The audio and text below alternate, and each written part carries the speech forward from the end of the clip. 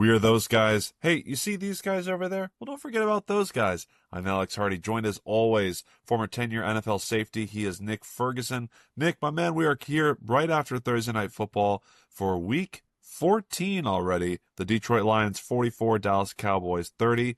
I'll just say my piece and get on out of here. I'm not really a betting man, although if you want me to tell you about my prop bets that hit tonight, I'm happy to do so. But the kind of game in prime time where it feels to me the Detroit Lions get backed up against a wall and they scratch and they claw and they bite kneecaps and they know how to win these football games.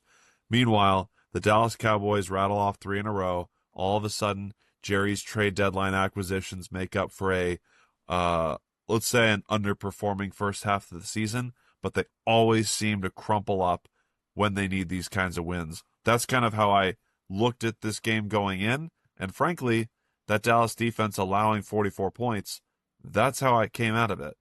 How did you see it, Nick? And good to see you, my man. What's going on? Good to see you as well. Basically, what I get out of it is that no one played defense on Thursday Night Football on either side of the ball. And even though Dak Prescott, from a yardage standpoint, was superiorly better than Jared Goff, he had those 2 interceptions, and Jared Goff is thinking like, well, I don't need to do all that.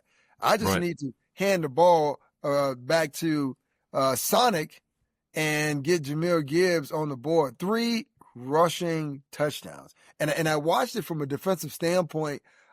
Look, I don't have any skin in the game as far as the Cowboys are concerned, but being a former defensive player, I was a little upset about how those guys filled those gaps and actually tried to maintain their run, lane integrity.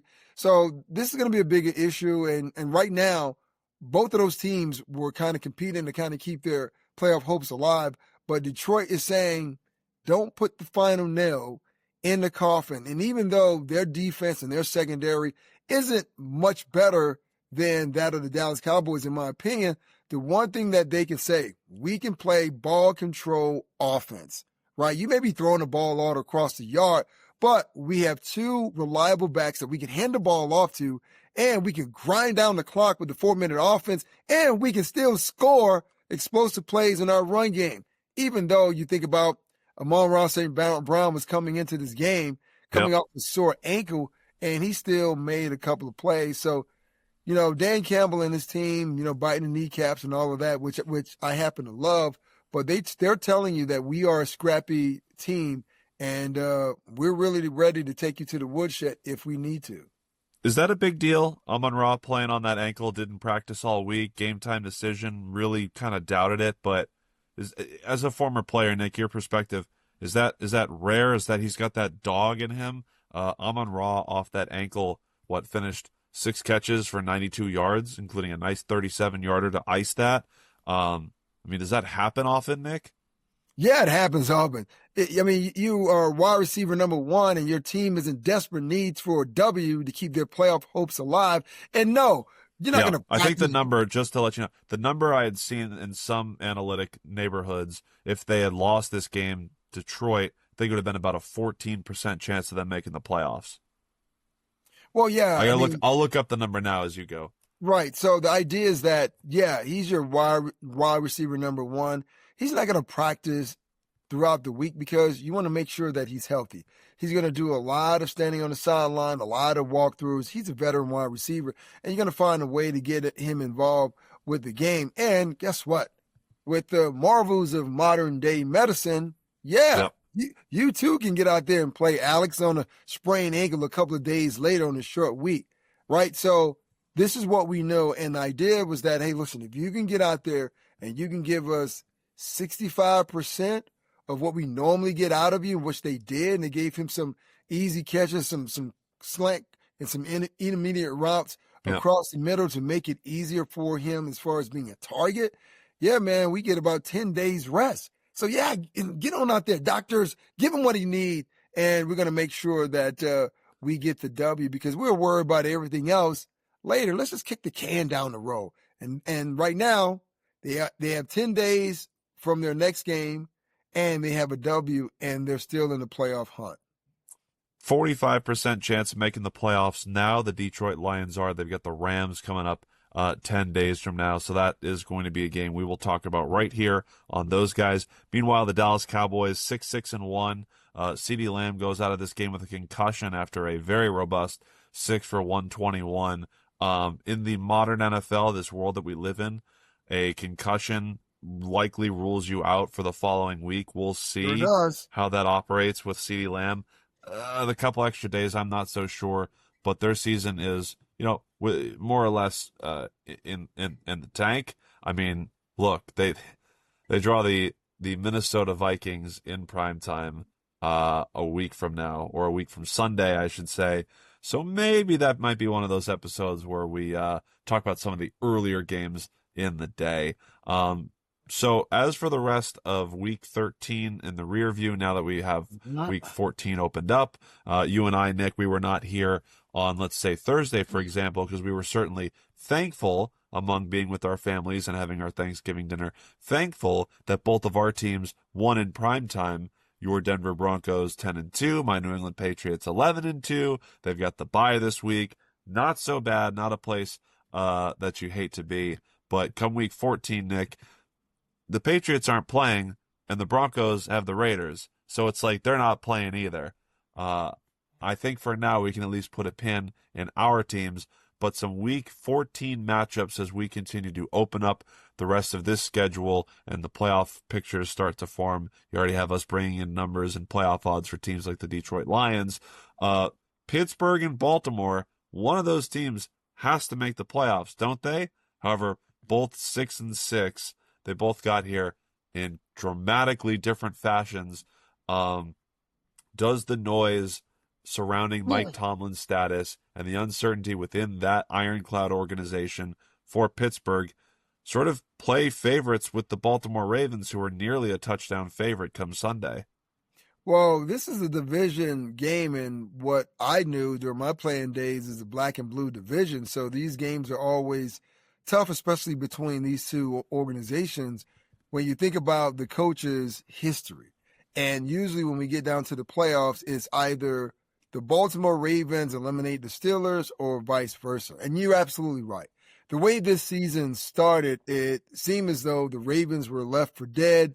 All we had to do is put the nail in the coffin and throw the dirt on top of the coffin. But they said, wait a minute, hold on, pump me brakes for a second. Our fearless leader has returned in Lamar Jackson and has turned some things around for them offensively. Now, as it pertains to the Pittsburgh Steelers, that is another question, because you had Aaron Rodgers getting injured, then you had Mason Rudolph going in for a couple of games. And also, too, DK Metcalf was your only wide receiver other than Pat Freiermuth, so much so that the veteran wide receiver Adam Thielen, who was let go earlier this week by the Minnesota Vikings, he ends up where? On the roster of the Pittsburgh Steelers. Is it enough to help them? No, of course not. You say no. Hey, let's let it play out, because sign me up. I want to see what it looks like, right? I want to see what this train wreck looks like. And you brought up something very interesting. Like, the Steelers have always been an organization that had great leadership. They've only had 3 head coaches in their franchise history, which is, well, maybe not the franchise history. How about their franchise in my lifetime, for example, or even your lifetime? Well, they only had 3. 2 of them I know, Tomlin, and you had I'm drawing blank on his name. Bill Cowher, right? The Chin. And then obviously, I knew of Chuck Noll back in the day, because when I was much younger, I was a Pittsburgh Steelers fan. That's beside the point. But the idea is that the whole thing was, it's built on a certain culture. Running the ball, playing great defense, and having great coaches. But the one thing that you never do, you never hear on any Pittsburgh team, whether it was Cowher, Noll, or even Tomlin, not until now, mutiny, right? Right. And mutiny from his former players. I think you mentioned James Harrison before we started, and I posted something about Ben Roethlisberger saying, I think it's time to move on from Mike Tomlin. And I'm like, ooh, man, if you're going to move on. Well, not only that, he thought the best idea for Tomlin, not the NFL, send him over to Happy Valley and have him coach at Penn State, who, look, we're not a college football podcast, but the way that they've handled their coaching search after firing James Franklin who less than a year ago had you 3 points away Yeah, from the national championship game. Look, absolutely. I'm not going to defend him now. I'm not going to use hindsight to say, of course they didn't find any better when they thought they could have, but it is just so like the mediocrity from a Mike Tomlin team that we've experienced is better than it's the devil you know versus the one that you don't know. And I think people want to see the Steelers change. And before it was just fans, right? They're booing Renegade at the games. Like, I don't like Sticks either, but they're booing, their rally cry. They're chanting "Fire Mike Tomlin." But James Harrison went scorched earth, saying that the defense doesn't look like a Pittsburgh Steelers defense. It's trash. It's garbage. It's, Mike Tomlin is responsible for all of this. And for Harrison and Big Ben to say things like that, and they're not the only ones. I heard an interview, Bruce Arians says it's time for him to go after calling plays for Mike Tomlin in Pittsburgh years ago. So there's a lot of smoke, and, Tomlin, I think, has the assurance from the Rooney family, regardless of how we feel about it. If it's time for a new voice, fine, but at the very least, you can't just run back Arthur Smith and Terrell Austin, and they've had talented coaches on that staff. Brian Flores walking away, among others. It's so hard to see a team that goes 5-1, drop the 6-6, and they're still the exact same team they were, despite losing, 5 in a row, basically. Well, Alex, I know the person at the top always catches all the strays, but I would also say, well, this is not totally all on Mike Tomlin, because you mentioned, my bad, 4-1. And okay. they've lost 3 of their last 4. Well, you think about personnel issues, right? They never really found a quarterback after Ben Roethlisberger's left. Well, that's part of it.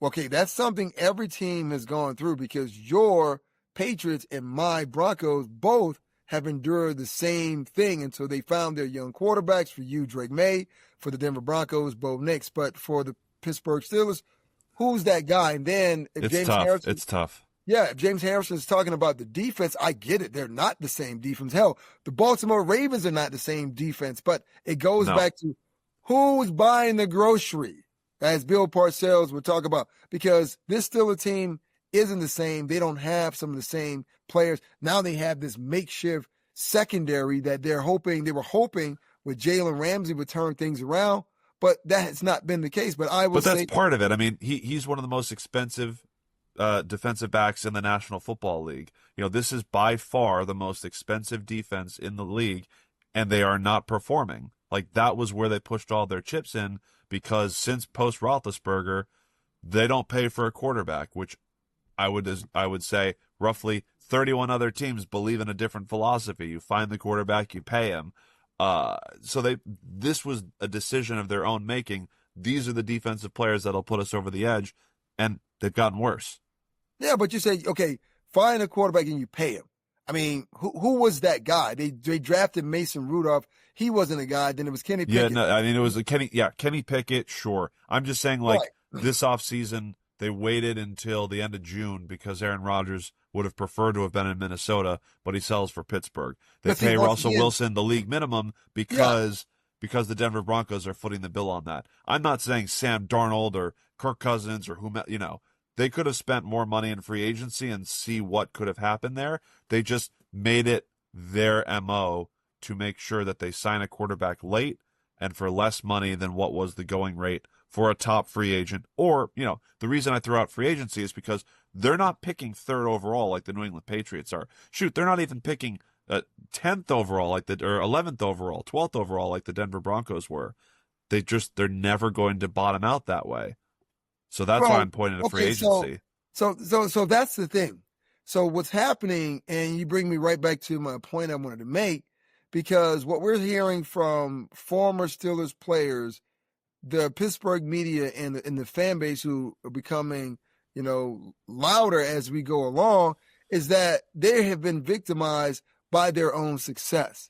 So many years of success under 3 head coaches. And when you look at Mike Tomlin, he's made the playoffs, but he hasn't really moved the needle as far as winning a playoff game.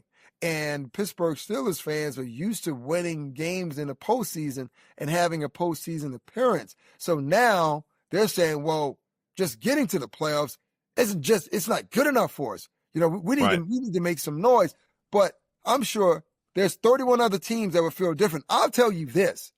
I mean, the Broncos just got to the playoffs last year and was bounced in the first round to the Buffalo Bills. You know how many Broncos fans were clamoring just to take a peek at the playoffs? But what we're seeing from the Pittsburgh Steelers faithful and the players is, guess what? They've been victimized by their own success. That's the problem that they're having, because just like Penn State, right? You can get rid of a coach like they got rid of James Franklin. Who else you bringing in there? So if you get rid of Mike Tomlin, you better have a guy that you're going to bring in. And if they do get rid of Mike Tomlin, whomever comes in probably only lasts maybe 2 or 3 years at the most. I think the expectations in Happy Valley were a lot higher because they've never been better than Ohio State and Michigan. And the reality with Pittsburgh is within the last decade, they've never been better than Kansas City or, as we saw this past week, Buffalo, a 42-year-old quarterback with the lowest completions of his NFL career. And a month ago, the Steelers were talking about bringing Rodgers back next year. That's a team that's in search of many, many things. I do give the edge to Baltimore for this weekend. The defense has gotten better. I think Kyle Hamilton has essentially held that defense together all by himself. I noticed that when he's been playing more in the box, they've become one of the best run defenses in the NFL, which is critical to shutting down what the Steelers want to do, especially with Jaylen Warren less than 100%. So I do give the edge to Baltimore, not just this Sunday, but for the division as well. I mean, look, I didn't expect Cincinnati to be hanging around with Joe Burrow coming back the way that he did and how they played, beating this Ravens team on Thanksgiving, but they don't have they have a tough task with Baltimore. The Ravens take care of business against Pittsburgh. They easily have a 2-game lead within the AFC North. The other division battle, AFC South, Jacksonville Jaguars, Indianapolis Colts. I kind of lean Jacksonville. Is it really just because Daniel Jones still has that fractured leg? Like, what are your expectations for both of these teams that, I think have never put 4 quarters together, especially Jacksonville, if I'm kind of leaning towards them this weekend? Well, both teams bring into this week's game, really physical run game. So you got Travis Etienne for the Jags and Jonathan Taylor for the Colts. So if you ask me, well, which back would I trust more? Well, I'm going to go with Jonathan Taylor. Sure. Right? And even if you have a Daniel Jones who's nursing somewhat of a leg injury, I mean, it is stifling his mobility, but the one thing he can do and do at a high level is ball distribution. Now, they have some wide receivers that are good at the tight end position. Now you're wondering, okay, well, can their defense actually, hold up for them? And, Jacksonville has definitely turned the corner. And for those individuals who have been criticizing Trevor Lawrence saying that he is a bust, I don't think that he's a bust. For him, he doesn't have as many weapons around him as a guy like Daniel Jones. But even with all that being said, even with the injury to Daniel Jones' leg, I think they have more firepower offensively. So I think the Colts overtake the Jags. I like it. The Jags are riding the 3-game win streak. They always seem to have the Colts number at home. The stat is the Colts have not won in Jacksonville since 2014. So I think there's some sort of head games that factor into it, even though the players change. And obviously there's nobody left from 2014 for these teams now. But Jacksonville has had the better defense so far this season. They've been aggressive. They have a ton of takeaways, and they get after the quarterback who, impacted with a leg injury. I think that's going to be a very intriguing game, even if most people think, Jacksonville, Indianapolis, not necessarily the sexiest markets or sexiest teams, but they are vying for the AFC South. I mean, with the number 1 defense in the NFL, the Houston Texans, who get Kansas City at Arrowhead in prime time. It's going to be one of those cold weather games, Nick. Is this a playoff preview if Houston can sort of make some magic here? Or, look, Kansas City is fighting for their lives. They might not even make the postseason with this win, but your guy, DeMeco Ryans, and this Texans team could give the KO to KC. Yeah, that's kind of my overall prediction of the outcome of this game, because KC is on the ropes. We've never seen them like this. We've seen them in years past, and we have to go back in history for that. Right. But as of recently with Patrick Mahomes on the center, we haven't really seen KC in these types of situations where they're finding themselves on the outside looking in. And I'll say this, the Chiefs, they haven't figured things out as far as their run game is concerned. You have a quick question for the run game. When you put your starting left tackle, Josh Simmons, your starting right tackle, Trey Smith, and your swing backup right tackle, Jawan Taylor, on IR, is that good for a running game? Is that good against a Will Anderson, Danielle Hunter-led pass rush, Nick? No, it's not. But here's what I do. I trust Patrick Mahomes and Andy Reid in his play calling. And he's one of the better coaches in understanding, okay, well, if we are deficient in one specific area of the game, how do we enhance that? How do we turn that weakness into a strength? So that means moving the pocket for Patrick Mahomes. We're going to see more layered routes. We're going to see him getting more so outside the pocket, where you're giving him opportunities to make plays on the perimeter. And that means attacking either Danielle Hunter or Will Anderson to kind of nullify them in some kind of way, or better yet, finding a way to chip those players before the pass route guys, being the tight ends, actually go and run into the route concepts. So this is going to be a very interesting game, but I give the nod to the Houston Texans based on their defense. Their defense has been playing sensational all season long. They're one of the top defensive units in the league. And if I know DeMeco Ryans like I know him, to me, he loves that as a coach, and he loves that being the team's identity. And what that means is that potentially you get takeaways and stops, and you give C.J. Stroud another opportunity, being as though this would be his second full week starting, coming off of a hiatus from concussions. So that wraps up the AFC South and our Sunday night preview. Meanwhile, let's circle back. If we watch the Detroit Lions make way against the Dallas Cowboys, they still sit third in the NFC North because the Chicago Bears and Green Bay Packers 1-2 facing off on Sunday. Nick, despite how well the Chicago Bears have played, especially how dominant they were against Philadelphia and almost 300 rushing yards against that Eagles front on Black Friday, they now turn around, and the Green Bay Packers are the heavy favorite in this one. How do you see these two against one another? And does it seem like it's time to give Chicago their flowers? Because it still doesn't seem like they've earned that. Well, I've given them definitely their flowers, especially looking at what Ben Johnson was able to do in his first year. And just think about just a year ago, people were criticizing Caleb Williams and they didn't take him. And then you had all these off the field criticism as far as what he was doing in his personal life.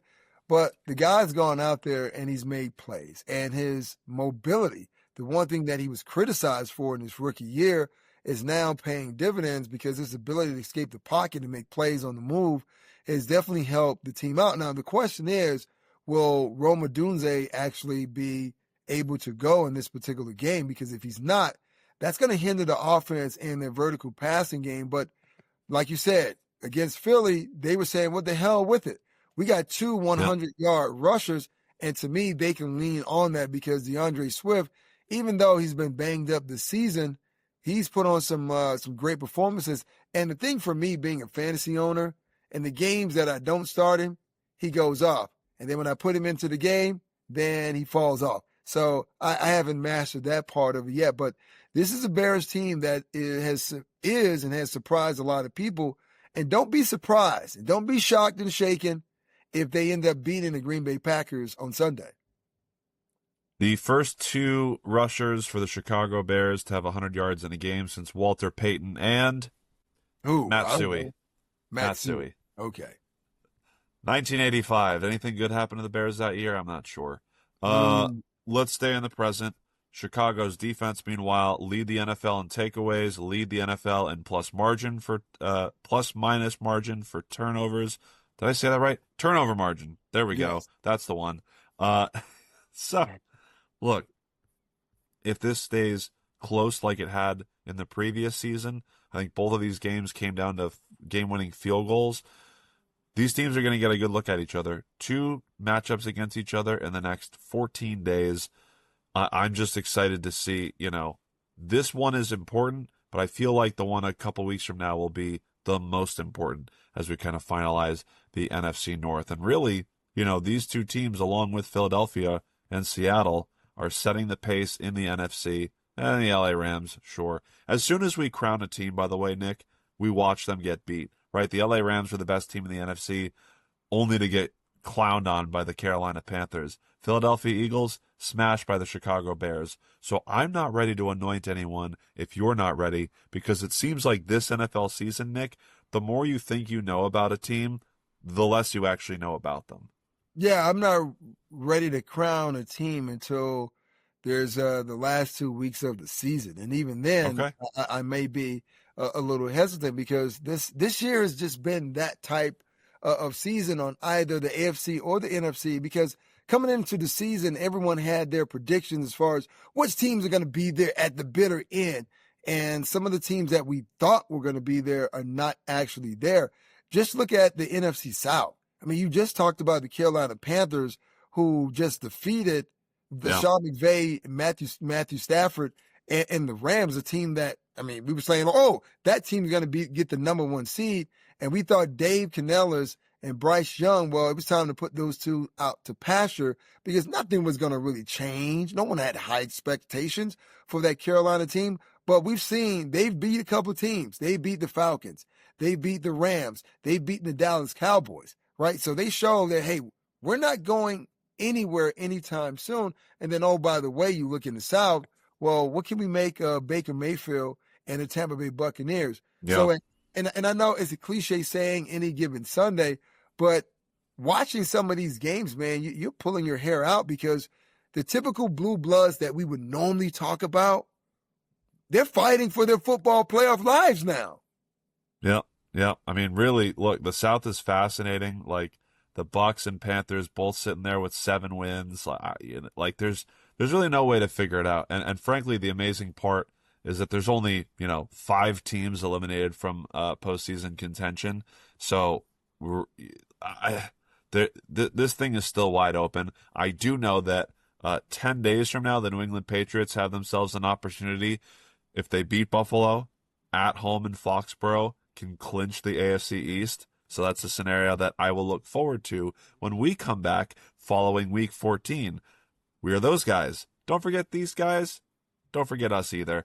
I'm Nick. I'm with Nick Ferguson. I'm Alex Hardy. We'll be back following the Week 14 action. Nick Ferguson, on our way out, what do you have to say to the people? No matter what they tell you, no matter how thirsty you are, please never drink seawater. But salt water is good in moderation. Well, I don't know if you want to drink that kind of salt water. Like salt water in your home, yes. Salt water from the ocean, maybe not. What about a saltwater swimming pool? No. You know what people do in swimming pools? No. If it's not coming from your home, don't drink it. But if you can't do it in your own home, where can you? Well, especially not in someone else's home, for sure. At least you can trust your own water. I'm not trusting anyone else's water, especially seawater at that. Especially, I mean, you live by the ocean. The ocean is. I was gonna say you're really worried about that ocean up there in Denver, Colorado, Mile High. Yeah, real worried. Well, see, that was for the listeners, not for me. We don't have that. We have freshwater springs. Yes, you can bottle our water